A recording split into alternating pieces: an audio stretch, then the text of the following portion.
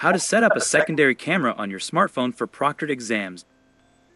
All of our proctored exams require the use of two cameras, a computer web camera and a secondary camera on a smartphone. Using both cameras is crucial.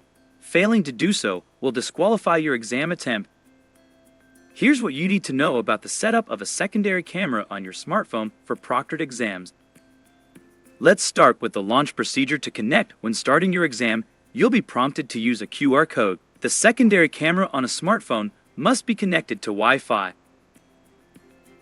Use the QR code to connect to Oliver's secure exam server. If your secondary camera on a smartphone gets disconnected during the exam, select the video playback thumbnail on the bottom left corner of your exam screen and use the QR code to reconnect. Now it's time to start recording. Once the secondary camera on your smartphone is connected, the recording will start automatically and you will start to see a video of yourself. During the exam, do not close or navigate away from this window.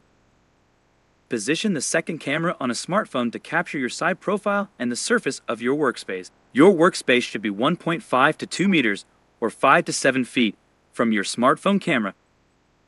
Make sure the smartphone camera records the top of your desk. The smartphone camera should also record your head, shoulders, arms, hands, mouse, keyboard, and desktop. We recommend positioning the smartphone at eye level when you are seated. You can achieve height and stability by using a phone stand or a stack of books on an even surface.